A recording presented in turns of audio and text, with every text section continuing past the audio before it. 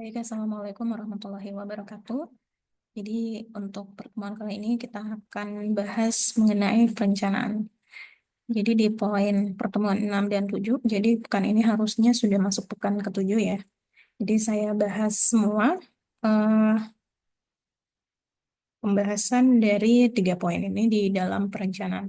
Mulai dari pola tanam, kemudian ada perencanaan jaringan irigasi, dan terakhir adalah eh, bagaimana menghitung dimensi dari saluran irigasi. Baik, yang kita bahas pertama itu pola tanam. Nah, pola tanam kalau di sistem irigasi itu ada yang namanya pola tanam. Jadi pola itu maksudnya dalam 1 tahun itu yang ditanam apa pada musim tersebut berapa kali. Jadi contoh dalam 1 tahun itu kita adanya tanamnya padi, padi, palawija ataukah palawija. Nah, itu yang disebut dengan pola. Jadi pola tanamnya itu apa dulu ya? Yang pertama ditanam apa dulu, kemudian kalau sudah yang pertama, selanjutnya tanam apa lagi, selanjutnya tanam apa lagi. Nah, itu polanya. Jadi setiap tahun bisa jadi seperti itu. Oke, nah jadi awal tanam eh, di situ biasanya di sistem irigasi biasanya ada yang disebut musim tanam. Jadi 1 kali masa tanam itu kita sebutnya satu musim tanam. Masa tanam padi berarti kita hitungnya satu musim tanam padi. Kemudian setelah itu kita menanam lagi padi, berarti itu lagi satu musim tanam. Selanjutnya kita tanam lagi palawija, berarti itu satu musim tanam lagi. Berarti ada 3 musim tanam dalam 1 tahun. Seperti itu. Nah, di sini kalian bisa lihat ada tabel. Nah, di tabel ini ada 2 tanaman ya. Ya, jadi kalau di sistem irigasi biasanya itu biasanya ada tanaman padi dan juga palawija. Nah, kalau padi itu ada yang namanya pengolahan lahan, pengolahan atau penyiapan lahan. Nah, waktu penyiapan lahan untuk tanaman padi itu selama 1 sampai 1,5 bulan. Ya, jadi ini sudah sempat bahas penyiapan lahan ya. Nah, kalau kita menanam padi biasanya eh, pada umumnya itu umur tanamannya berkisar antara 2,5 sampai 3 bulan. Kemudian kalau palawija sendiri itu tidak memiliki waktu pengolahan lahan atau waktu penyiapan lahan, dan sedangkan umur tanamannya biasanya berkisar 3 bulan. Oke, nah di musim tanam biasanya awal-awal musim tanam itu biasanya dilakukan di musim di awal musim hujan. Jadi di awal musim penghujan ya, mulai menanamnya. Jadi biasanya tergantung juga dari kondisi, tapi pada umumnya yaitu di awal-awal musim hujan baru dimulai eh, untuk musim tanam. Nah, untuk menentukan pola tanam itu ada beberapa hal yang perlu dilihat, itu mulai dari iklimnya seperti apa, airnya tersedia atau tidak, kemudian lahannya bagaimana, sifat tanamannya bagaimana, kemudian tanahnya di lokasi tersebut itu seperti apa. Kemudian petani itu pada umumnya sebelum dibuat sistem irigasi eh, itu kebiasaannya bagaimana dalam menanam, baik itu padi maupun palawija. Kemudian tergantung lagi dari kebijakan pemerintah setempat dan juga bagaimana dengan jumlah pekerja di lokasi tersebut ya. Jadi di sini kalian bisa lihat diadakannya tata tanam adalah untuk mengatur waktu. Jadi untuk diusahakan supaya bisa efektif dan juga efisien, menghasilkan banyak atau berlimpah hasil tanaman, tapi juga menggunakan waktu yang efisien. Jadi pas, proporsinya itu pas, tidak terlalu lama, tidak juga terlalu cepat, dan hasilnya juga lebih bagus dan lebih banyak. Seperti itu. Makanya diusahakan ada yang namanya pola tanam. Ini biasanya pola tanam juga kita biasa sebut penjadwalan, ya, penjadwalan penanaman. Oke, salah satu contoh kalau kita lihat dari ketersediaan air ya. Nah, di sini kalau air tersedia, di sini ada ya berlimpah atau airnya banyak, berarti pola tanamnya biasanya bisa tanam polanya itu padi-padi palawija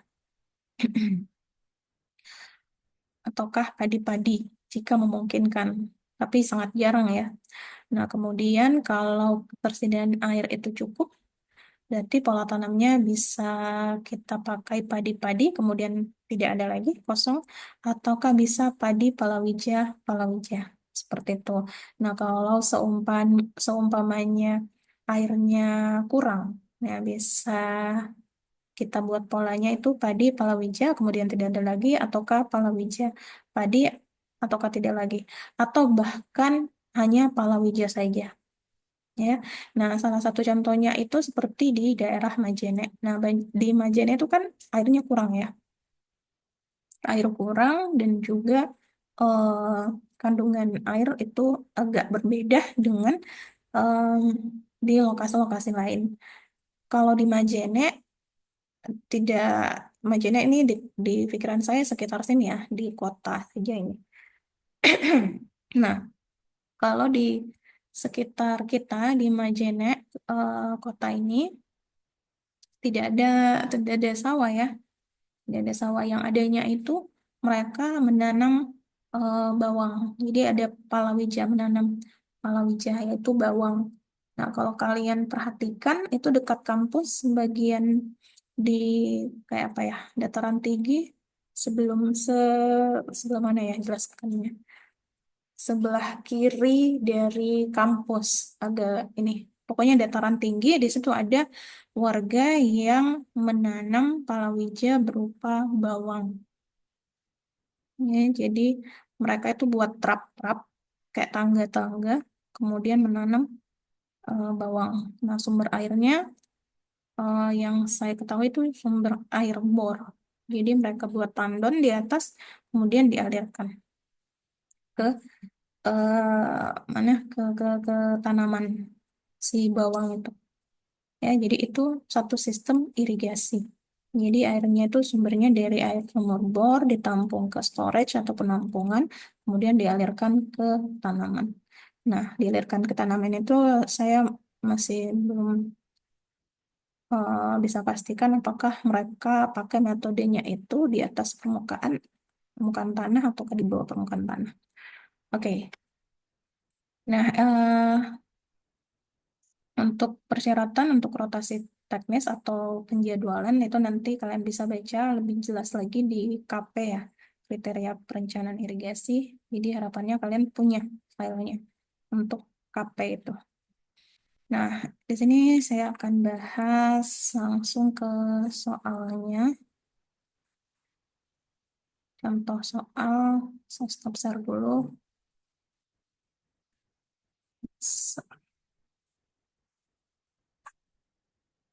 Oke, perencanaan jaringan irigasi.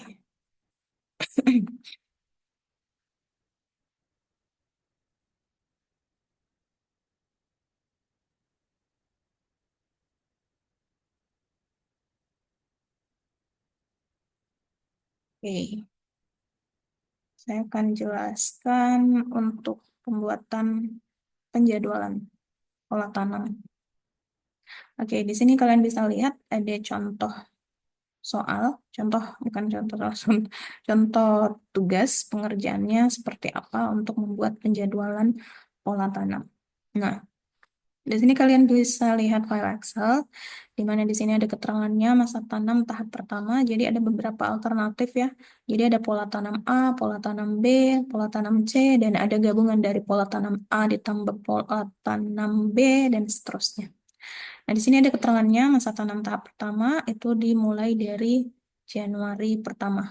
Nah, kemudian jadi Januari pertama, kenapa eh, di sini tergantung ya penentuan penjadwalan itu, mulai penyiapan lahan dan penanaman itu tergantung dari kondisi.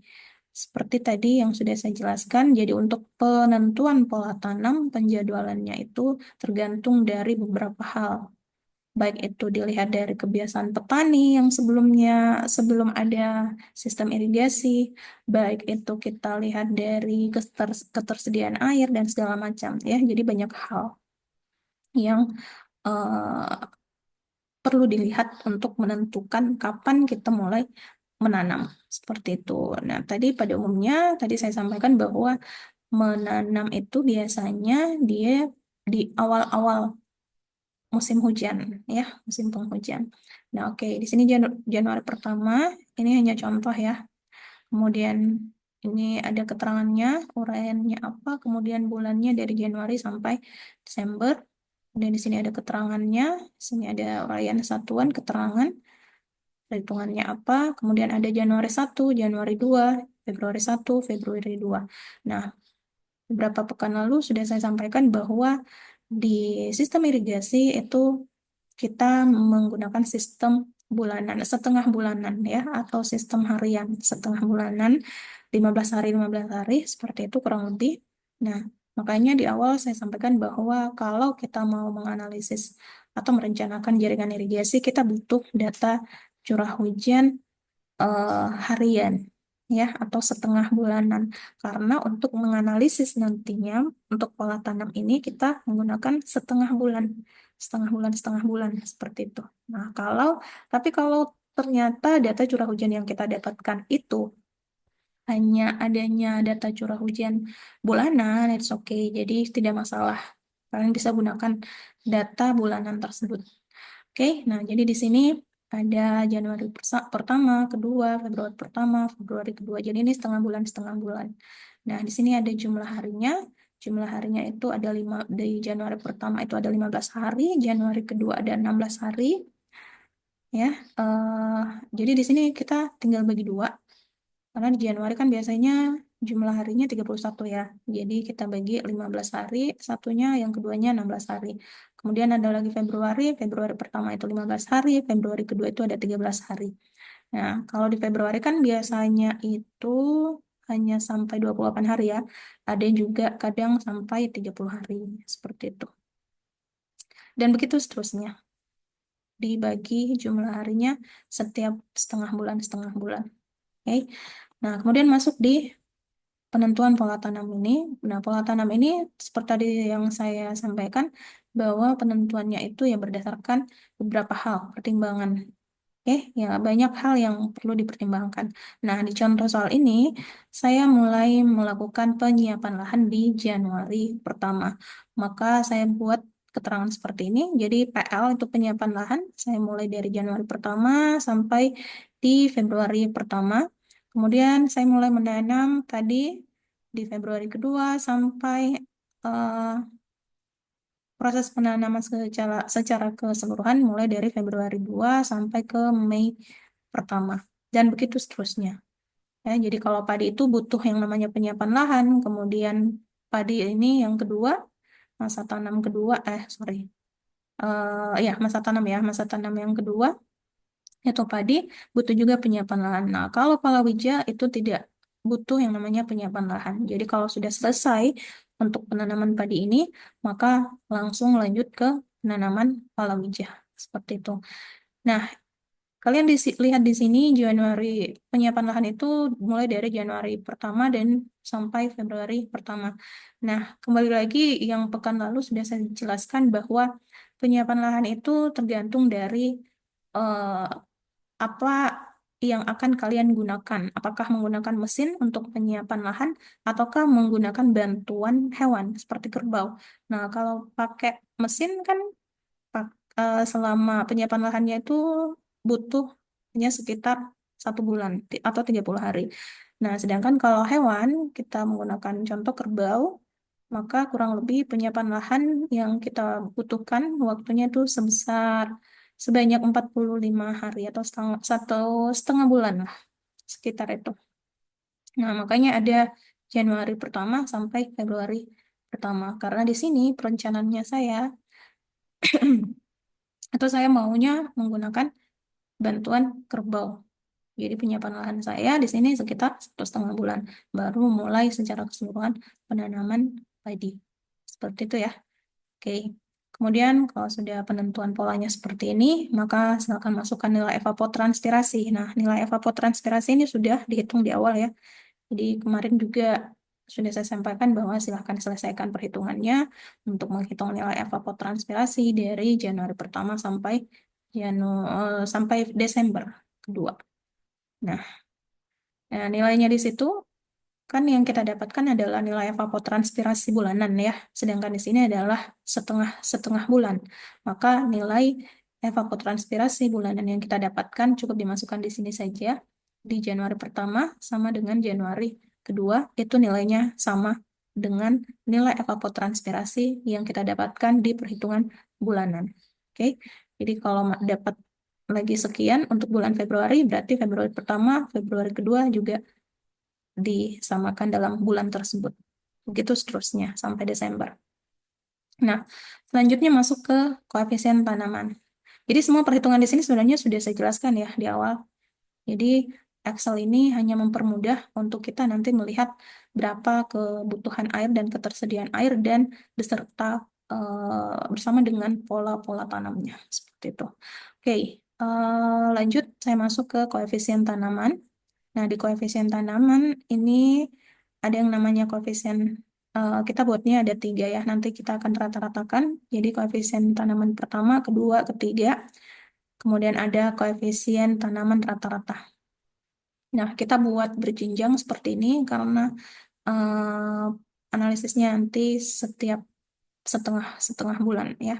Oke, jadi koefisien tanaman itu kalian bisa lihat di KP ya, nilai KP. Sorry, bukan nilai KP. Di buku KP, kriteria perencanaan irigasi. Ini juga koefisien tanaman juga sudah saya perlihatkan pekan lalu. Nah, contohnya seperti ini. Oke. Jadi koefisien tanaman itu tergantung dari apa yang kalian akan tanam. Contoh, kalau kalian mau tanam padi. Nah, padinya apa dulu? Padi Nedeco kah atau yang FAO? Terus kalau kalau kalau FAO, kalian pakainya yang mana? Yang biasa atau yang unggul? Kalau Nedeco yang biasa atau yang unggul? Nah, contoh di sini, di contoh soal yang saya jelaskan, contoh saya ambil Nedeco varietas unggul. Maka saya gunakan koefisien tanamannya seperti ini. Mulai dari 1,2, 1,27, dan seterusnya. Oke, jadi setiap setengah bulan. Jadi di setengah bulan pertama itu nilai koefisien tanamannya 1,2, di di bulan pertama itu koefisien tanamannya 1,27 dan seterusnya. Begitu juga dengan FAO unggul ataukah FAO yang varietas biasa. Termasuk juga untuk palawija. Jadi di sini palawija masing-masing juga memiliki koefisien tanam. Jadi ini bulannya setengah bulan, 1 bulan, 1,5 bulan, dan seterusnya. Dan ini jenis tanamannya palawija. Kemudian ini koefisien tanamannya yang akan digunakan. Seperti itu. Oke. Nah, kemudian, jadi di sini ada koefisien tanaman pertama. Jadi di sini kita buat PL dulu. PL itu penyiapan lahan. Oke. Nah, kemudian masukkan koefisien tanamannya di sini. Saya bahas satu dulu ya, untuk padi dulu. Koefisien tanamannya silakan masukkan dari 1,2 dan seterusnya sampai 0. Tadi ada 0 ya, jadi itu tetap dimasukkan angka 0. Jadi tidak boleh dikosongkan, tetap diberikan angkanya 0. Seperti itu.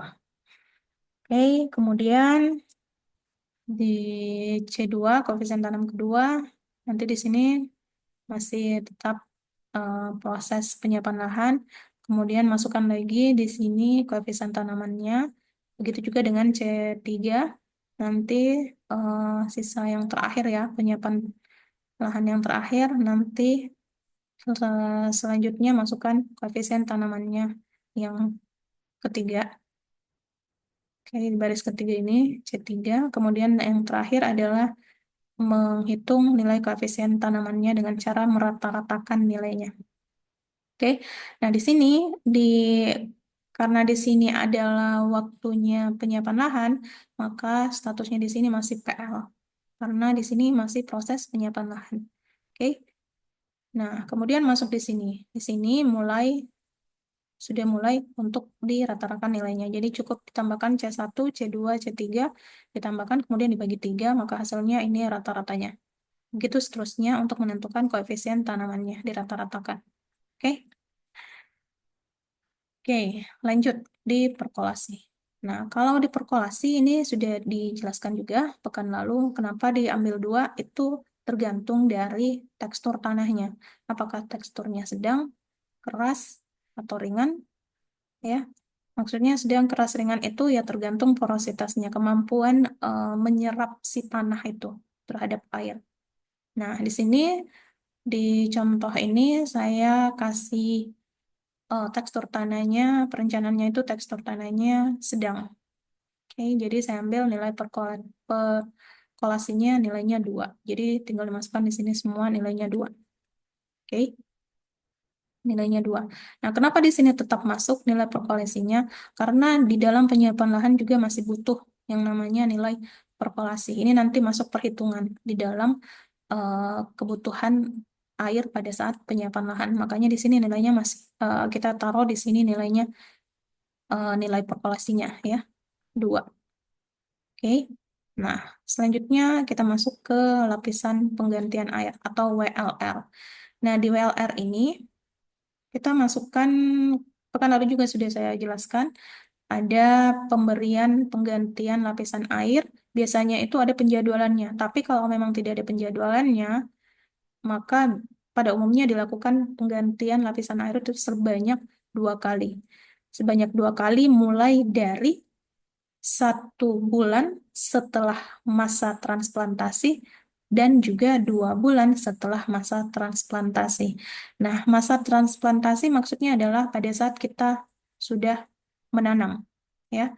Jadi masa transplantasi pertama adalah di sini. Jadi proses mulai menanam sedikit demi sedikit ini di sini. Makanya saya kasih ini ya, tanda biru. Jadi mulai menanam itu pertama di sini.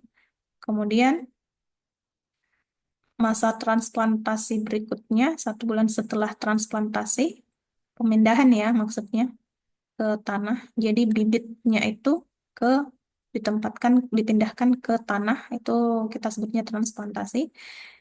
Jadi penggantian lapisan air dilakukan 1 bulan ya 1 bulan setelah masa transplantasi pertama 1 bulannya. Nah ini 1 bulannya setelah masa transplantasi ya. Kemudian jadwal keduanya adalah 2 bulan setelah masa transplantasi. Nah ini dia. Saya bedakan 2 warna ya. Seperti itu. Jadi pemberian penggantian lapisan air tanah itu sebesar 50 milimeter per setiap setengah bulan. Jadi kalau kita bagi 50 bagi 15 hari itu sekitar 3,33 ya. 3,33. Jadi di sini juga kita buat berjenjang. Ada WLR 1, 2, 3. Jadi kita buat di sini, mulai di sini ya. Karena tadi saya sampaikan bahwa 1 bulan ya 1 bulan setelah masa transplantasi berarti startnya di sini kemudian berjenjang kemudian 2 bulan setelah masa transplantasi sini lagi mulai jadi dibuat berjenjang seperti ini setengah bulan nah nanti akan dilakukan perhitungan penggantian lapisan air rata-rata. Nah, rata-ratanya yang tinggal dirata-ratakan ini tetap dibagi 3 ya. 1, 2, 3. Jadi nilainya ini tetap dibagi 3. Jadi nilainya 1,11 milimeter, ini juga dibagi 3, dirata-ratakan, ini juga dirata-ratakan, dan seterusnya dirata-ratakan. Alhamdulillah. Nah, oke, jadi maka kita sudah dapat berapa besar penggantian lapisan air. Oke, nah penggantian lapisan air ini hanya terisi di pada saat proses penanaman, masa tanam. Oke, tidak. Kemudian setelah menentukan nilai WLR, maka selanjutnya menentukan nilai ETC-nya. Jadi di sini bisa ditentukan nilai evapotranspirasi konsumtif. Ini juga sudah saya jelaskan pekan lalu. Jadi rumusnya itu adalah mengalihkan untuk menentukan evapotranspirasi konsumtif, maka cukup mengalihkan antara koefisien tanaman dengan nilai evapotranspirasi. Jadi nilai evapotranspirasi di sini dikalikan dengan koefisien tanaman, maka dapatlah nilai evapotranspirasi konsumtif di sini. Oke. Nah, kenapa di sini ya? Karena kita menanamnya, proses penanamannya di sini, ya. Jadi bukan tidak ada di penyiapan lahan seperti itu. Oke. Oke, koefisien tanaman sudah. Selanjutnya kita masuk ke penyiapan lahan atau land preparation. Oke, nah di penyiapan lahan itu ada rumusnya. Kemarin juga saya sudah jelaskan nilai IR ya. Nilai IR. Rumusnya itu M dikali E pangkat koefisien K dibagi dengan E pangkat koefisien K dikurangi 1. Nah, itu rumusnya. Pekan lalu juga sudah saya sampaikan. Jadi, tinggal dimasukkan masing-masing variabelnya. Mulai dari nilai evaporasinya, N0 ya. Nilai evaporasi, rumusnya itu 1,1 kali evapotranspirasi. Jadi, tinggal dimasukkan nilainya berapa hasilnya. Kemudian nilai M-nya berapa? Nah, M itu didapat dari evaporasi ditambah dengan nilai perkolasi. Oke, nilai perkolasi. Nilai perkolasi, kemudian nilai S-nya berapa? Di sini saya pakai 250. Ini juga sudah saya jelaskan ya, kenapa pakai 250, kenapa pakai yang 300. Yang 350. 350. Nah, kemudian di sini sudah ya, ditentukan 250. Kemudian T. T itu adalah berapa hari yang dibutuhkan untuk penyiapan lahan. Tadi juga sudah saya ulangi kembali bahwa kalau kita menggunakan eh, apa mesin, berarti T-nya itu cuma 30 hari. Kalau kita pakai kerbau, T-nya berarti itu 45 hari. Maka di sini saya perencanaannya menggunakan kerbau, jadi di sini saya gunakan 45 hari. Nah, kemudian koefisien K untuk menentukannya yaitu mengalihkan antara M dan T dibagi dengan nilai S. Maka dapatlah nilainya di sini. Kemudian nilai E itu adalah nilai ketetapan, nilai eksponensial. Di situ nilainya 2,7. Kemudian nanti tentukan eksponensial dipangkatkan koefisien K, nanti juga sudah dapat nilainya. Nah, terakhir hitung nilai IR-nya. IR itu berapa besar kebutuhan air untuk penyiapan lahan. Maka dapatlah hasilnya sekian. Oke. Nah, di sini nilai kebutuhan air untuk penyiapan lahan cuman adanya di sini. Kenapa? Ya karena hanya Januari pertama sampai Februari pertama kita melakukan penyiapan lahan di sini. Nah, jadi di sini tidak ada perhitungan kebutuhan penyiapan lahan. Karena di sini kita sudah proses penanaman, bukan lagi menyiapkan lahan ya, tapi sudah proses penanaman. Makanya di sini kosong. Jadi kita tidak butuh di sini besar kebutuhan air untuk penyiapan lahan karena proses atau masa penyiapan lahan hanya dilakukan pada Januari pertama sampai Februari pertama. Seperti itu. Makanya nilainya yang terisi di sini. Oke. Nah, next. Selanjutnya adalah menghitung curah hujan efektif. Nah, menghitung curah hujan efektif juga sudah saya jelaskan. Jadi tinggal dimasukkan nilainya di sini, berapa curah hujan efektifnya. Ya, jadi beda ya antara tanaman padi dan juga palawija curah hujan efektifnya.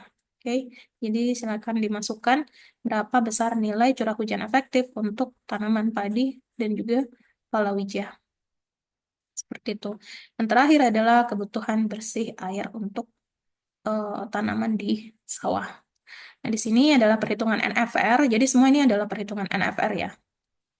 Ini NFR juga, tapi ini adalah konversi dari milimeter per hari ke liter per detik per hari. Nah, ini NFR, perhitungannya NFR, kebutuhan total. Ini juga NFR sebenarnya. Ya, ini juga sebenarnya NFR. Atau kebutuhan total. Nah, di sini saya buat 3. Biar kelihatan di bulan-bulan berapa yang memang kita itu butuh bantuan air dari sistem irigasi. Dan di bulan-bulan berapa yang memang kita tidak perlu bantuan air dari irigasi karena dengan adanya curah hujan efektif, dengan adanya curah hujan itu sudah bisa memenuhi kebutuhan air tanaman. Nah, oke. Jadi NFR di sini atau kebutuhan total itu kita hitung dengan persamaan ini. sudah saya sampaikan ya, bukan lalu, ini rumusnya.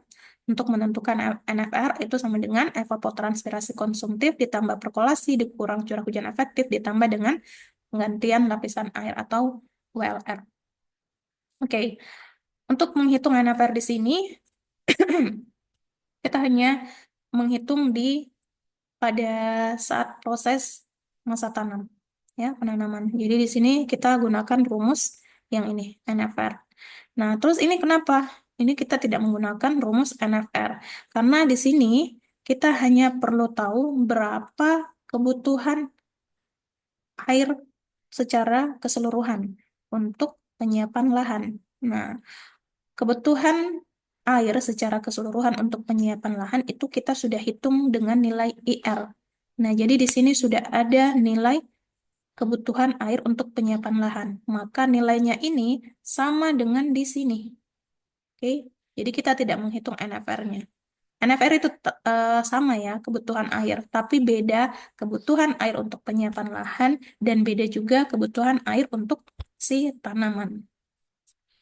Oke, jadi makanya di sini kita tidak menghitung NFR dengan menggunakan rumus seperti ini, tapi kita mencari tahu kebutuhan air untuk penyiapan lahannya dari nilai hasil perhitungan nilai IR di sini. Jadi nilainya di sini, yang di sini kita ambil dari IR ini. Oke, nah kalau di sini kita kan sudah masuk dalam proses penanaman. Jadi disinilah kita menggunakan persamaan yang ini, NFR ini. Oke, seperti itu. Nah, kemudian NFR-nya sudah dapat, eh, nanti tinggal dikonversi juga liter per detik per hari. Nah, caranya konversi cukup dibagi dengan 8,64. Oke, mana nih? Oke, 8,64. Nah, ini NFR-nya. Sorry nih. Ya, NFR-nya. NFR di sini kita lihat, kita buat dulu yang ini ya. Kita analisis dulu yang NFR di sini. Nah, ini ada NFR kedua, pertama, ya. Kemudian NFR kedua. Nah, NFR kedua ini menggambarkan butuh atau tidaknya air di bulan tersebut. Nah, kita lihat. Di sini kita pakai rumus logika Excel ya. Di Excel kita pakai rumus logika. Nah, rumus logika itu eh,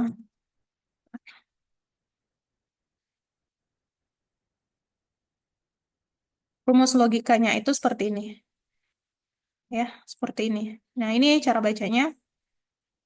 Jika curah hujan efektif itu lebih besar daripada eh, apa kebutuhan total, NFR atau kebutuhan total, maka di sini artinya nol.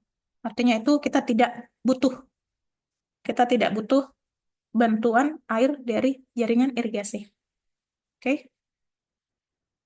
Nah, kemudian begitu seterusnya kita buat logikanya. Jadi kalau seumpama di sini ada catatan. Nah, catatan inilah catatan yang kita buat di sini jadi rumus logika Excel ya. Jika curah hujan efektif lebih besar dari NFR kebutuhan total, maka air irigasi tidak membutuhkan tanaman ya. Berarti tanaman tidak membutuhkan bantuan air dari sumber irigasi. Oke, karena dengan adanya curah hujan efektif itu sudah bisa memenuhi kebutuhan si tanaman, ya. Nah, karena di sini penyiapan lahan artinya adalah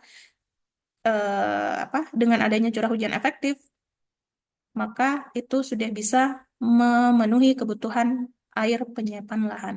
Karena kebutuhan airnya itu cuma 13 saja, 13 milimeter per hari. Sedangkan curah hujan efektif itu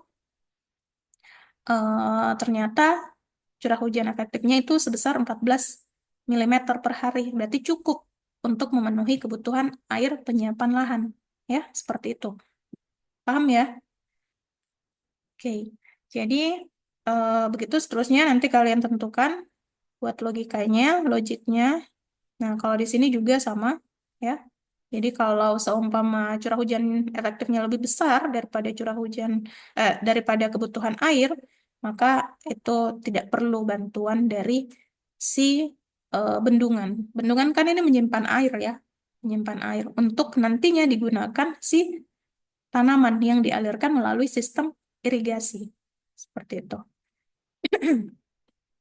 Oke. Eh, begitu seterusnya ya. Nanti dibuatkan.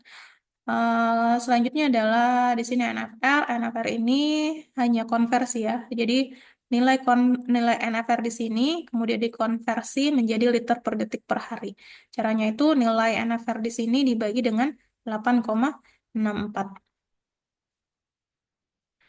Dibagi dengan 8,64 maka dapatlah nilainya masing-masing. Ini hasil konversinya ya. Liter per detik per hari. Oke? Oke. Nah, di sini tadi ada satu lagi penjelasan, jika NFR-nya lebih besar dari curah hujan efektif, maka daerah irigasi membutuhkan bantuan, eh, maka si tanaman membutuhkan bantuan air dari sumber air irigasi atau si bendungan. Oke, seperti itu. Nah, itu tadi yang saya jelaskan untuk tanaman padi. Selanjutnya, untuk tanaman padi masa tanam kedua, ini sama, ya. Jadi, caranya sama, cara hitungnya sama. Oke. Nah, kemudian masuk ke palawija juga caranya sama. Jadi masukkan koefisien tanaman, curah hujan efektif, evapotranspirasi, dan seterusnya. Oke, jadi ini untuk pola tanam A. Kalau kalian sudah buat seperti ini, tidak mesti harus sama seperti ini ya. Jadi tadi sudah saya jelaskan berkali-kali bahwa penentuan pola tanam ya tergantung beberapa hal. Bisa jadi itu kita mulai penyiapan lahannya itu di Agustus mungkin, ya di sini penyiapan lahan mungkin kemudian mulai menanam padi kemudian nanti ada palawija seperti itu ataukah padi di sini Agustus biasanya kan dulu itu kita masih bisa tahu ya kalau oh ini masuk musim hujan, oh bulan ini nanti masuk musim kemarau. Nah itu dulu kita masih bisa menebak dengan apa dengan mudah ya karena sudah terbiasa seperti itu. Nah sekarang cuaca jadi apa jadi kita sudah tidak bisa menebak menebak-nebak kadang sekarang itu kadang bulan ini hujan dulu itu musim hujan ternyata sekarang berubah jadi musim kemarau kadang hujan lagi kadang kering lagi seperti itu jadi lihat lagi kondisinya untuk menentukan pola tanaman ya oke seperti itu jadi ini tadi pola tanamnya untuk pola tanam A. Oke, nah nanti buat ada 3 pola. Nanti kalian buat 3 pola juga.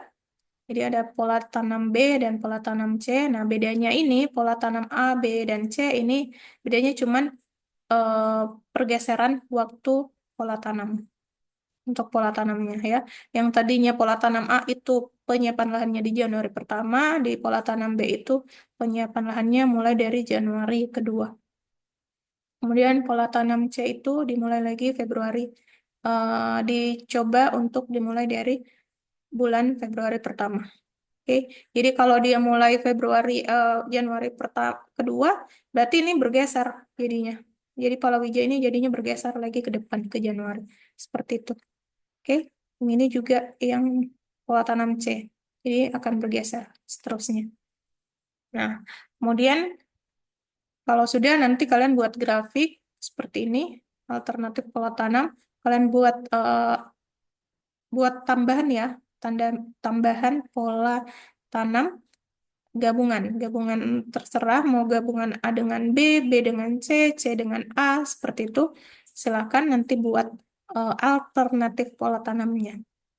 Nanti akan digunakan untuk penggambaran grafik di sini.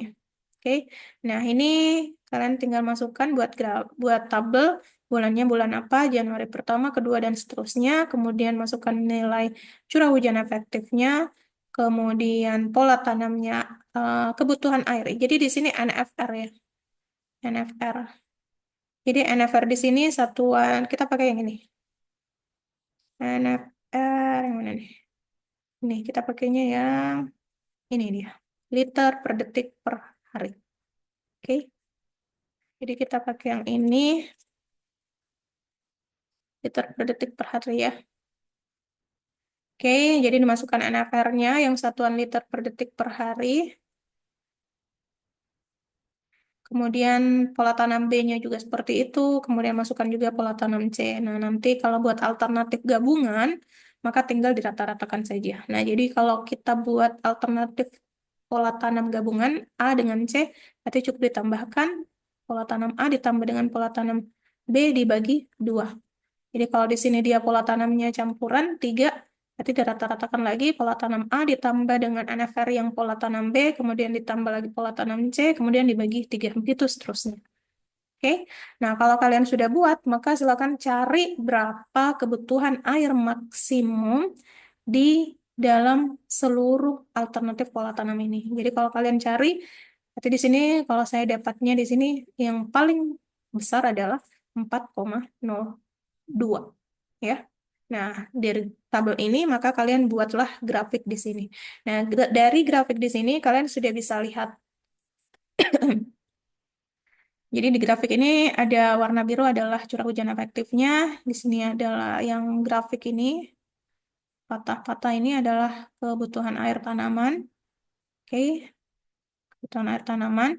Di sini kalian bisa lihat, oh ternyata di bulan Mei ini kebutuhan air tanaman itu besar, sedangkan curah hujan efektifnya itu kecil atau bahkan tidak ada sama sekali. Berarti di bulan-bulan ini kita butuh bantuan air dari jaringan irigasi, dari si bendungan seperti itu. Ya, jadi bisa kelihatan di sini mana yang kita butuh, kapan kita butuh bantuan dari air irigasi, mana yang kita butuhnya itu cukup untuk dipenuhi oleh si curah hujan efektif seperti itu. Oke, oke ya. Jadi itu pembahasan dari pola tanam. Oke, selanjutnya saya masuk pembahasan berikutnya. Ini sudah saya bahas, pembahasan contoh tugas. Jadi tugas selanjutnya adalah membuat pola tanam juga ya. Jadi di sini saya kasih contoh. Jadi ini perencanaan saya. Kalian silahkan buat perencanaannya kalian berdasarkan yang di awal. Di awal kemarin sudah ada tugasnya masing-masing ya. Jadi itu silahkan lanjutkan. Siapa yang NIM-nya ganjil, dia pakai apa? eh Hewan ya. Maksudnya bantuan pengerjaan penyiapan lahannya itu menggunakan hewan, ada yang menggunakan mesin. Jadi di situ akan berubah berapa hari ya jumlah hari untuk penyiapan lahan dan lain sebagainya. Jadi kalian silakan rencanakan mau tanamnya apa, padi itu yang varietas biasa kah atau unggul kah, nedeko kah atau FAO kah dan lain sebagainya. Oke. Nah, nanti buat alternatif golongannya atau pola tanamnya dan buatkan grafiknya seperti tadi. Nah, itu tugas berikutnya. Oke, selanjutnya adalah perencanaan jaringan irigasi. Nah, untuk perencanaan jaringan irigasi itu kita butuh data-data awal tentunya. Jadi yang paling dasar itu kita butuh peta. Oke, peta lokasinya. Nah, dari peta lokasi itu maka kita buat sketsa jaringan irigasi. Kemudian nanti ada penamaannya. Saya rasa tata nama irigasi itu harusnya kalian sudah pelajari ya di awal-awal pertemuan irigasi. Nah, kemudian jenis tentukan jenis salurannya, apakah di sini primer, sekunder, tersier, seperti itu. Kemudian nanti penentuan luas petak, panjang saluran, dan perhitungan NFR dan DR. Nah, ini NFR sudah saya jelaskan ya, menghitungnya. Oke, jadi untuk merencanakan jaringan irigasi, kita butuh yang namanya peta. Oke, saya tampilkan selanjutnya. Saya kembali ke file Excel. Saya berikan contoh lagi. Nah, di sini saya punya peta. Oke, nah ini ada peta. Nah, peta ini kita lihat tentunya yang kita perhatikan adalah kontur dan posisi sungai. Sini ada sungai tidak? Nah, ini warna biru adalah sungai. Oke. Nah, kita lihat konturnya. Yang mana puncak di situ? Apakah di apa? Contoh di sini saya ambil bendungan di lokasi ini. Saya kasih warna merah. Oke. Nah, dari sini saya buat jaringannya. Oh, di sini nanti saya mau adanya dua. Tapi tidak asal memilih ya, tidak asal menentukan bahwa oh saya maunya dua, saya maunya satu. Tapi melihat kondisi dan situasi lokasi setempat. Apakah memungkinkan untuk dibuat persawahan ataukah tidak? Oke, jangan sampai di sini ternyata banyak gunung atau apa segala macam yang tidak memungkinkan untuk dibuat persawahan. Nah, berarti otomatis ya cuman di daerah lain saja yang dibuatkan. Ya, jadi tidak mesti dua, bisa jadi satu. Tidak mesti panjang, bisa jadi juga eh, pendek jaringan irigasinya. Tapi sistem jaringan irigasi harusnya dibuat semaksimal mungkin untuk bisa menghasilkan banyak penghasilan tanaman sehingga apa produktivitasnya itu lebih tinggi dengan menggunakan waktu yang sangat efisien. Seperti itu. Nah, ini contoh saja. Di sini saya buat bendungan, kemudian ada dua bagian, jalur kanan dan jalur kiri. Jadi ini saluran primer pertama dan kedua, kemudian ada saluran sekunder dan nanti ada tersiernya. Oke, nah kalau sketsanya seperti ini, maka saya buat dengan skema jaringan seperti ini jadinya. Oke, oke. Nah contoh ini saya buat tadi dua jaringan. Saya kasih nama Baurung. Sini DI Baurung, luasnya berapa hektar.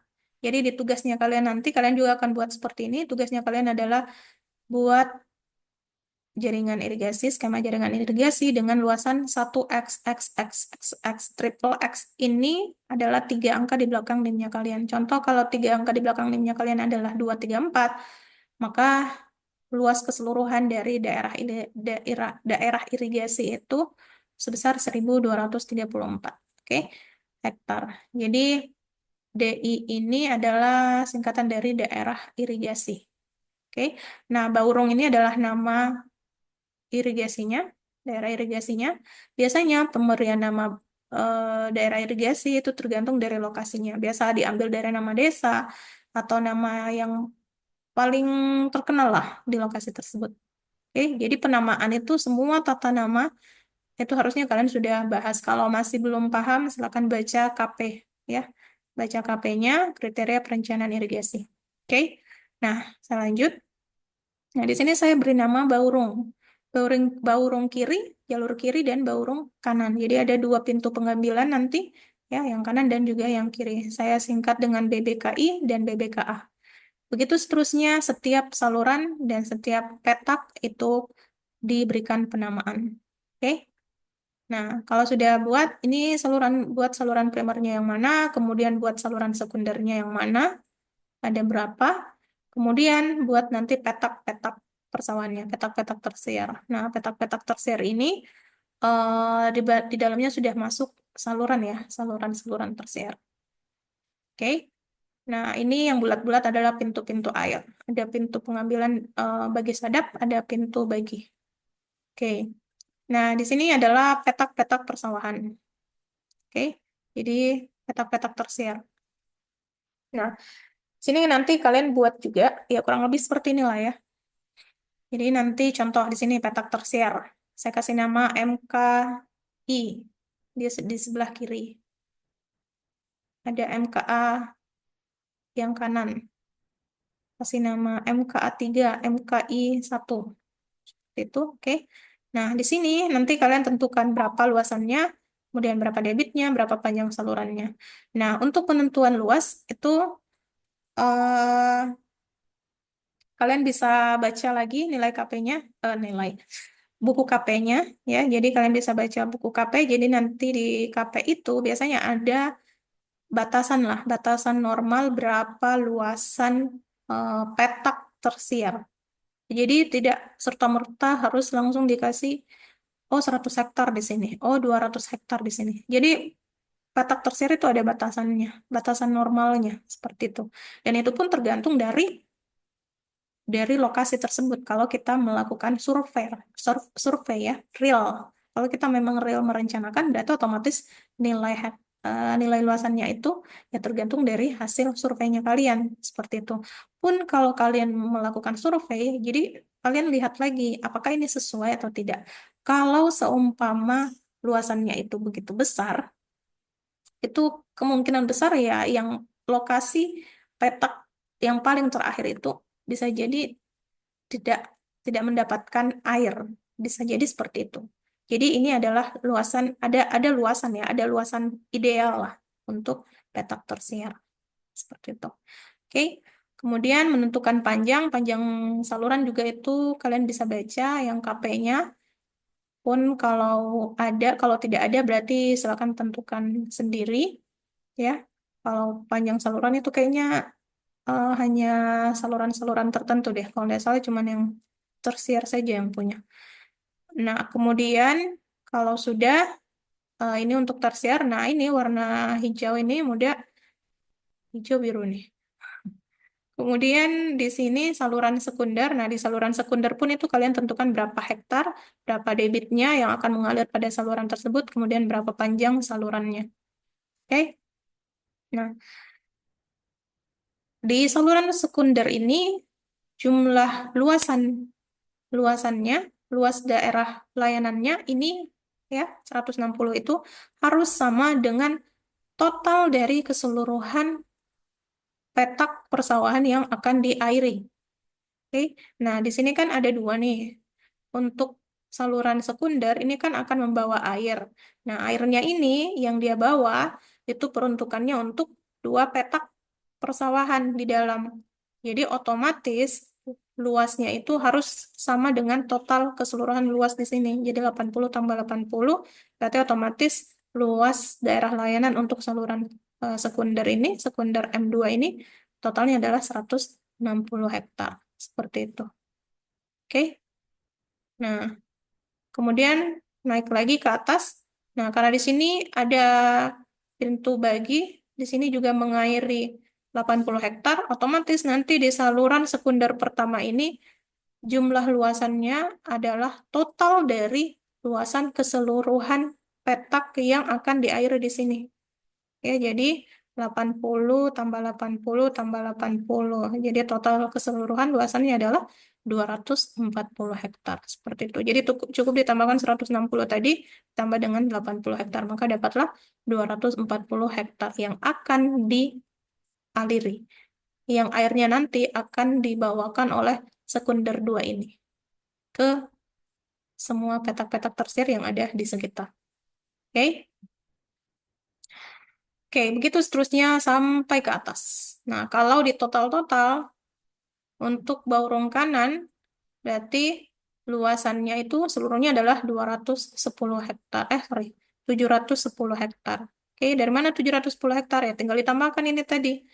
320 atau ditambahkan semua ini yang kuning-kuning. 70 tambah 60 tambah 70 tambah 70, 60, 60, 80, 80, 80, kemudian 80. Maka dapatlah 710. Nah, ini dia. 700. Oh, ini langsung ya dari sini karena sudah ada totalnya. Oke. Jadi total adalah 710 hektar untuk baurung kanan. Nah, begitu juga dengan baurung kiri. Dilakukan seperti hal yang sama di sebelah kanan tadi ya. Sama semua. Oke. Nah, itu luasannya. Nah, panjangnya juga sudah saya jelaskan. Tadi panjang salurannya sudah, luasan juga sudah saya jelaskan. Sekarang masuk ke debit. Bagaimana untuk menentukan debit? Nah, menentukan debit itu ada persamaannya. Persamaannya itu adalah saya stop share, kemudian sharing lagi PowerPoint-nya. Nah, ini. Untuk di sini, nah ini dia rumus untuk menentukan debitnya. Debit itu debit rencananya di sini adalah satuannya liter per detik, simbolnya Q sama dengan C dikali NF dikali A dibagi dengan E. C itu adalah koefisien pengurangan sistem golongan. Nah, C-nya itu nilainya 1. Kalau lebih jelasnya kalian bisa baca buku KP-nya. Jadi nilainya C itu 1. Kemudian NFR itu tadi sudah ya, sudah tahu cara hitungnya.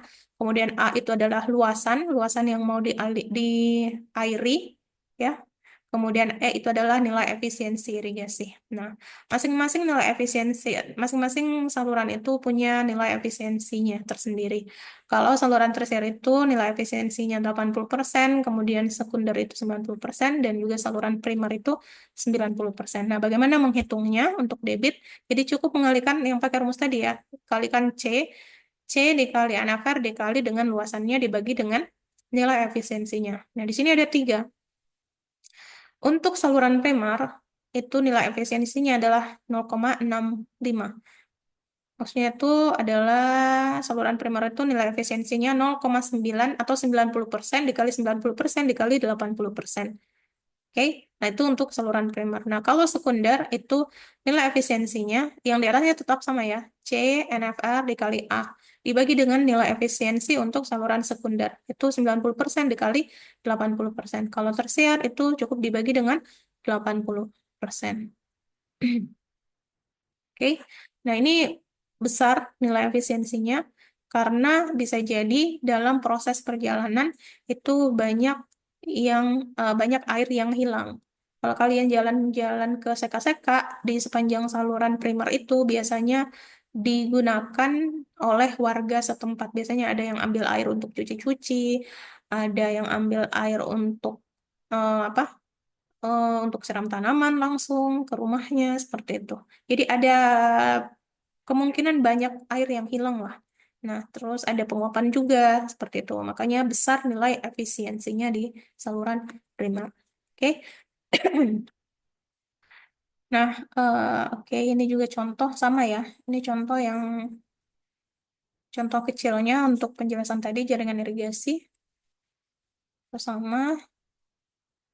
Oke. Nah, kalau sudah hitung debitnya otomatis saya kembali lagi ke Excel.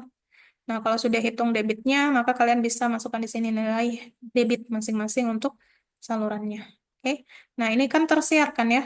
Jadi silakan masukkan tadi apa? C kali NFR dikali luasan. Nah, luasannya kan 60 hektar ya. Dibagi dengan nilai efisiensinya. Nah, karena ini dia petak tersiar, di dalamnya ada saluran tersiar, maka nilai efisiensinya adalah 80%. Seperti itu. Oke. Nah, begitu semuanya diisi nilai debitnya. Nah, seluruh luasan ini, yang kuning-kuning ini, total dari luasannya itu harus sama dengan total yang luasan daerah irigasinya. Oke, kalau ternyata luasan tadi di perencanaan itu luasannya 1.234 hektar, berarti semua keseluruhan ini harus sama. Kalau dijumlahkan ini, luasannya di kuning-kuning ini, totalnya itu harus sama dengan total keseluruhan daerah irigasinya. Oke, nah tugasnya kalian membuat juga seperti ini, jaringan irigasinya, skema jaringan irigasi dengan luas sekian pakai NIM. Oke, oke, sampai di situ. Eh, untuk skema jaringan irigasi. Selanjutnya, selanjut di perencanaan saluran irigasi. Oke, stop share lagi. Saya share PowerPoint. Oke, pembahasan terakhir itu perhitungan dimensi saluran. Jadi perencanaan dimensi saluran irigasi biasanya di apa saluran-saluran itu biasanya pada umumnya membentuk trapesium ya. Ada yang bentuknya kotak, kotak, ada yang bentuknya trapesium, ada bentuknya macam-macam. Tapi kalau di jaringan irigasi ya pada umumnya ya cuman apa bentuknya trapesium ya. Ya kurang lebih seperti ini bentukannya. Ini bentuk trapesium itu dianggap bentuknya ekonomis. Baik itu perencanaan drainase maupun juga irigasi. Jadi biasanya cuman pakai yang eh, bentuknya trapesium. Oke. Nah,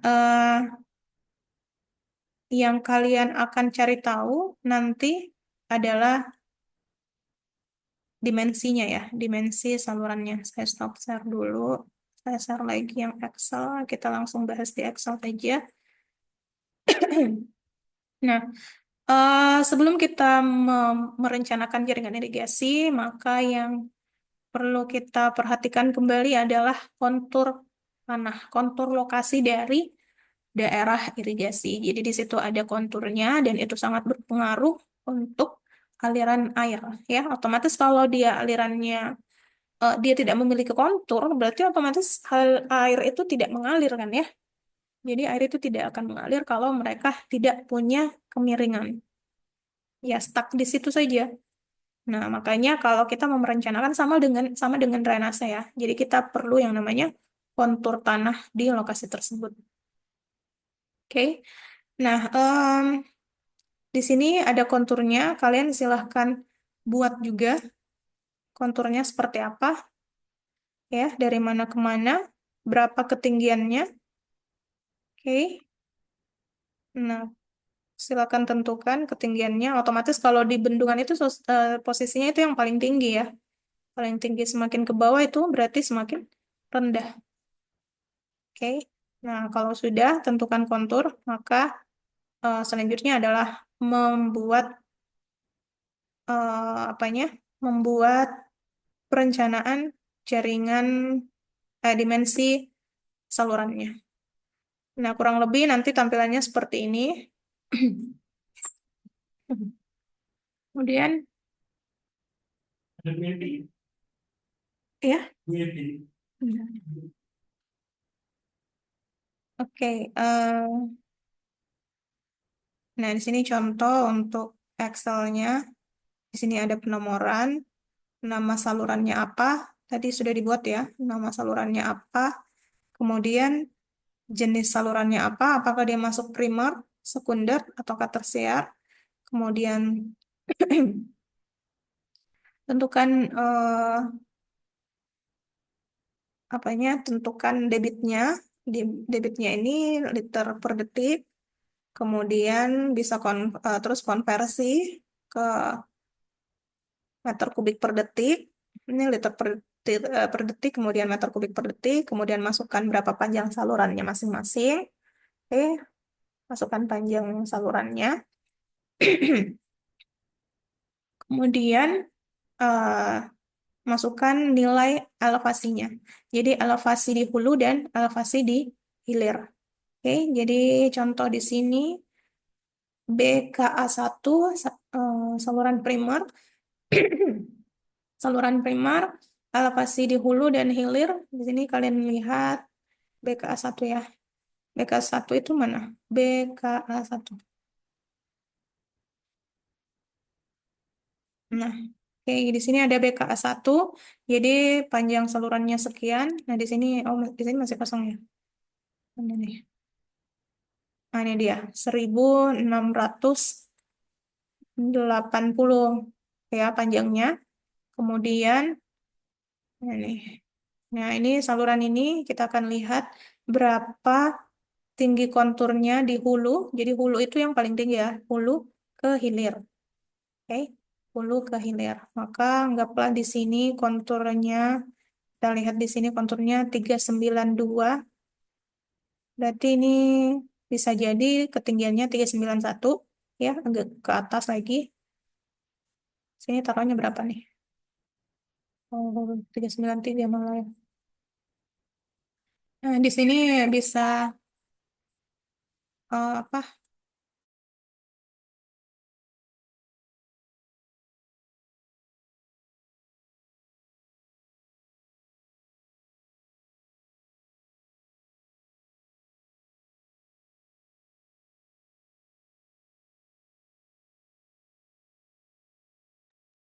Nah, lanjut. Jadi di sini ada 393 ya. Anggaplah 393. Oh iya, bukan 391. 393 ya, diperkirakan di sini ketinggian di hulu adalah 393 mdpl. Kemudian di sini di hilir ketinggiannya kita anggap 389. Jadi di sini hulu ke hilir. Di sini hulunya 383, kemudian hilirnya 389. Jadi ini elevasinya. Nah, dari elevasi ini kita sudah bisa tentukan berapa kemiringan aslinya ya. Kemiringan tanah asli. Jadi tinggal dibagi, oke. Di elevasi hulu itu dikurangi dengan elevasi hilir dibagi dengan panjang saluran. Maka dapatlah kemiringan tanahnya. Kemiringan aslinya ya. Kalau kita pakai real elevasinya di hulu dan di hilir. Maka dapatlah kemiringan tanah asli. Oke. Nah, selanjutnya adalah menentukan nilai N. N sama dengan B per H. Di sini ada tabel. Nah, nilai N itu sini kita tentukan berdasarkan berapa besar debitnya. Oke. Nah, kita lihat debitnya berapa. Nah, tadi sini karena debitnya itu 4,4 meter kubik per detik. Nah, ini satuannya meter kubik per detik ya. Jadi tadi dapatnya 4,4 ya tadi. Ya, berarti di sini ya, sekitar sini. Berarti nilainya itu kita pakai 2,3 ya. 4. Mana nih? Kita pakai, nah ini, kita pakai cara interpolasi N 2,34. Nilai N, mana nih ya? 2,34. Nah, ini. Oke, nah ini ada catatannya. Tentukan nilai N dengan cara interpolasi. Ini kan ada dua nilai ya. Mana tadi? Nih, antara tiga yang kita mau cari tahu kan 4,4 ya, meter kubik per detik. Nah, sedangkan di sini tidak ada 4,4. Yang adanya antara 4,4 itu ada di antara 3 meter kubik dengan 4,5 meter kubik. Oke, dengan menggunakan perbandingan nilai N itu di antara 2,3 sama 2,7. Jadi kalian tentukan nilai N-nya dengan cara interpolasi. Oke, dengan ini nilai antaranya. Oke, sudah tahu ya cara interpolasi seperti apa. Nah, pakai rumus interpolasi itu nanti akan dapat nilai N-nya sekian. Oke, nilai N-nya sekian. Jadi tadi kita lihat debit dulu ya, berdasarkan debit, kemudian lihat nilai N-nya, kemudian dengan cara interpolasi maka dapatlah nilai N yang sebenarnya untuk satu saluran tersebut. Oke. Nah, kemudian kalau sudah dapat nilai N, maka mana nih tadi? N, maka kita cari nilai koefisien K. Nah, koefisien K ini juga dilihat di tabel. Oke, faktor kekasarannya. Nah, faktor kekasarannya ini nilai K ini dilihat berdasarkan debit lagi. Nah, debitnya karena debitnya tadi di saluran pertama itu 4,4, dia di antara ini, maka kita pakai nilai kekasarannya adalah 40. Maka masuklah nilai di sini K adalah 40. Oke. Nah, kemudian selanjutnya nilai W. Ini adalah mercu ya, ketinggian mercu. Nah, ini nilai W-nya itu lihat di sini ya, tinggi jagaan atau tinggi mercu, lihat di tabel lagi. Nah, di sini karena debitnya kita tadi ada berapa? 4, berkisar 4,4 ya. 4,4 berarti di sini, di antara ini. Berarti nilai W-nya atau tinggi jagaannya atau mercunya adalah 0,6. Maka di sini kita pakai W itu 0,6. Oke, 0,6. Nah, kemudian nilai M. Nilai M ini kemiringan juga, kemiringan talut. Itu kita lihat di tabel juga berdasarkan debit. Nah, di sini debitnya berapa tadi? 4,4 ya. Berarti antara ini 4,4, maka kita lihat berapa nilai kemiringan talutnya itu. Dapatnya 1,5, maka dapatlah di sini 1,5. Oke. Nah, kalau sudah dapat, maka selanjutnya eh, kita menguji coba. Jadi di sini yang akan kita uji coba, ini caranya coba-coba ya. Untuk H dengan B, ini tinggi dan lebar dari saluran. Ini jadi diuji coba. Kalau nanti ternyata debit rencananya itu apa lebih besar, nah ini nanti debitnya itu harus lebih eh, kalau ternyata debit rencananya itu lebih besar dari debit yang sebenarnya, jadi ini debit rencana ya. Debit rencananya itu lebih besar dari debit yang ada. Oh, dari mana nih? Nah, ini 4,4. Ini 4,4. Oh, beda tipis nih. Nah, kalau ternyata di sini lebih besar daripada debit yang rencana, maka nanti itu lebar dan tingginya harus dirubah ya. Tapi kalau ternyata hasil perhitungan debit rencananya itu hasil debit yang didapatkan itu ternyata lebih kecil dari debit rencana, maka tinggi dan lebar di sini sudah sesuai. Contoh ya kalau kita buat ini. Contoh di sini 9, anggaplah di sini 10. Berapa ya? 4, oh sorry. Kalau lebih besar nih. Oh terbalik. Jadi kalau ternyata debitnya itu lebih lebih besar ya. Lebih besar mana nih?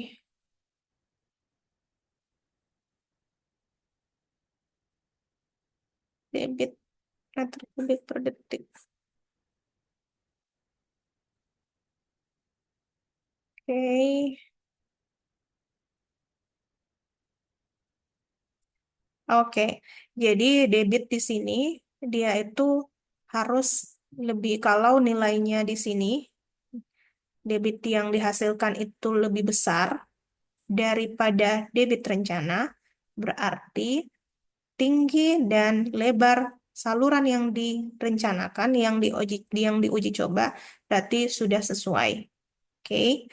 Nah, tapi kalau ternyata hasil perhitungan debit ini di sini nilainya lebih kecil dari debit rencana yang sebelumnya dihasilkan, berarti nilai tinggi dan lebar saluran yang kita uji coba itu tidak sesuai, maka kita harus merubahnya. Seperti itu. Oke. Jadi eh, penjelasan ini sama seperti drainase. Kalau seumpama eh, apa kita merencanakan satu dimensi saluran, kalau ternyata debit yang dihasilkan itu lebih besar, ya, lebih besar daripada daripada yang direncanakan, berarti otomatis itu sudah sudah sesuai. Berarti otomatis drainase, sorry, saluran tersebut itu mampu nantinya membawa jumlah debit air yang direncanakan tadi, yang di awal ini ya. Kecuali kalau ternyata dimensi yang kita uji coba ini hanya mampu membawa debit air lebih kecil daripada ini, 4,4 lebih kecil daripada ini, berarti dimensinya ini harus dirubah. Berarti dia nanti tidak mampu membawa banyaknya debit air yang seharusnya eh, paling tidak sebesar 4,4. Seperti itu. Jadi nanti ini ditentukan dengan uji coba. Ya, jadi kalau sudah statusnya nanti oke, berarti sudah sesuai debitnya perbandingan debit yang tadi seperti yang saya jelaskan, maka dimensi yang di sini lebar dan tingginya itu sudah sesuai. Seperti itu. Oke. Nah, bagaimana mendapatkan nilai debit di sini? Itu kalian sudah ini ya, sudah pernah belajar.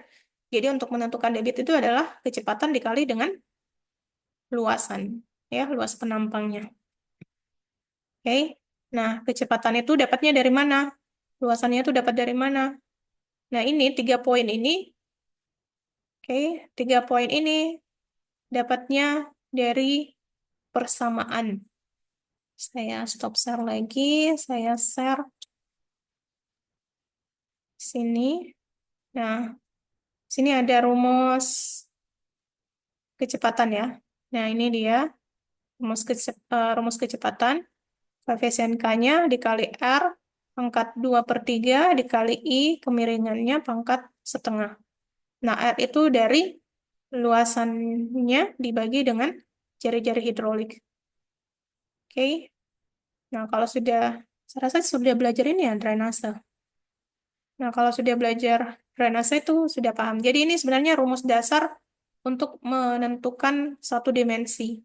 Jari-jarinya berapa, kemudian luasannya berapa, jari-jari apa hidroliknya berapa, ini ya, P-nya berapa, seperti itu. Nanti kemudian bisa tentukan nilai V atau kecepatannya. Oke. Nah, nilai I ini sudah dapat ya, nilai kemiringan. Oke. Nah, kalau nilai P di sini, ya masukkan nilai B-nya dengan H, dan kemudian masukkan nilai M-nya. Oke.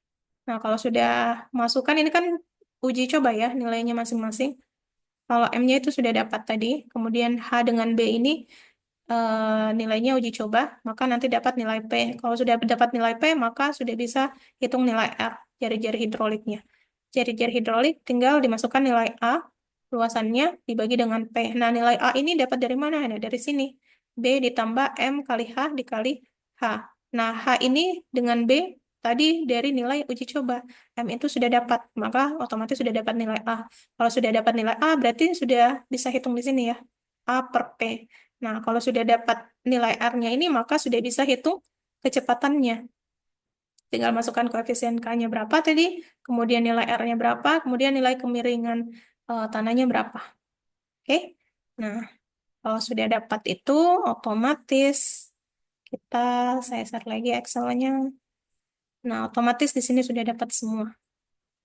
Oke, nilai A-nya sekian, luas penampang, kemudian keliling basah sekian, kemudian jari-jari hidrolisnya sekian. Maka dapatlah nilai kecepatannya. Nah, nilai kecepatannya ini nanti dari semua di sini, maka bisa dapat nilai debitnya. Nah, nilai debitnya ini nanti dibandingkan dengan debit di awal. Ya, jadi nilainya itu harus, anggaplah ini Q1 ya. Anggaplah ini Q1, kemudian ini adalah Q2. Oke, nah syaratnya itu adalah Q2 harus lebih besar daripada Q1. Berarti statusnya oke. Nah, kalau ternyata Q2 itu lebih kecil daripada Q1, maka statusnya tidak oke. Kalau statusnya tidak oke, maka yang mana yang dirubah? Yang dirubah adalah kita akan menentukan kembali, menguji coba kembali nilai H dan juga nilai B, tingginya dan juga lebarnya, seperti itu. Jadi jangan, kalau nanti juga buat debit juga jangan terlalu besar. Jadi tergantung lagi penentuan debit itu, eh, kita perhatikan juga ya, penentuan H dan B ini, tinggi dan lebarnya ini juga kita harus perhatikan kondisi di lapangan. Bisa jadi kalau kita buatnya terlalu tinggi dan terlalu lebar, bisa jadi ya mungkin lokasi tersebut tidak cukup, malah mengambil lahan untuk tanaman mungkin. Ya, jadi perlu diperhatikan lagi lokasi setempat seperti itu. Oke, nah ini satu contoh untuk menghitung atau merencanakan berapa dimensi dari saluran irigasi. Seperti itu. Oke, nah ini nilai I ya. Oke, itu untuk saluran pertama. Selanjutnya, selanjutnya kalian lanjutkan lagi perhitungan eh, saluran-saluran lainnya. Oke, nah kalau kalian sudah hitung semua, sudah dapat nilainya, berapa lebarnya, berapa tingginya, maka terakhir tugasnya adalah gambarkan dimensi salurannya. Saya share lagi. Nah, nanti gambarkan, oke, rekapitulasinya tadi sama hampir sama ya, kurang lebih seperti ini.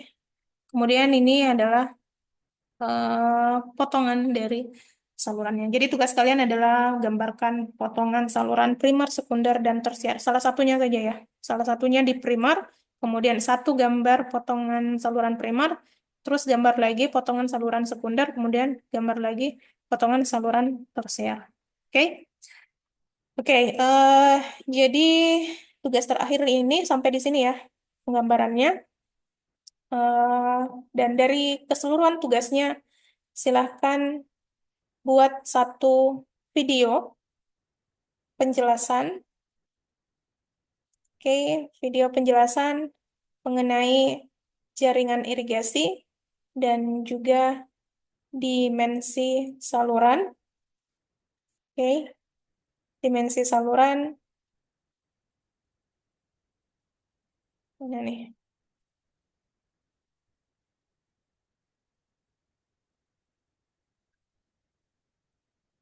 Oke, karena saya tidak buat apa? Saya tidak minta cetakan tugasnya ya, jadi tidak perlu di print.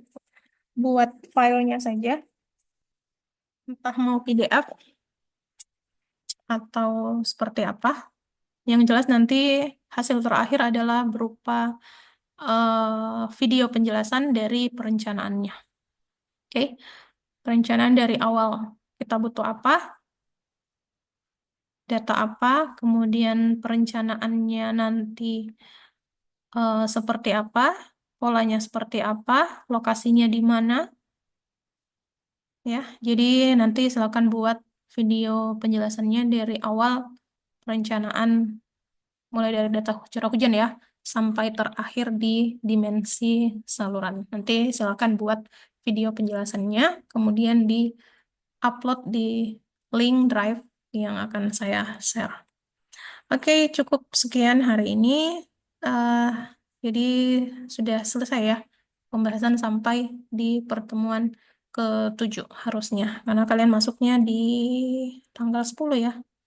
10, 1, 2, 3, 4, 5, 6, 7. Ya, pekan ini harusnya sudah pekan ke-7. Oke, sip. Terima kasih banyak. Semoga bisa dipahami. Kalau ada pertanyaan, silahkan ditanyakan. By WhatsApp oke, boleh. Tapi kalau mungkin lama respon ya, silahkan bersabar. Oke, terima kasih. Saya tutup. Assalamualaikum warahmatullahi wabarakatuh.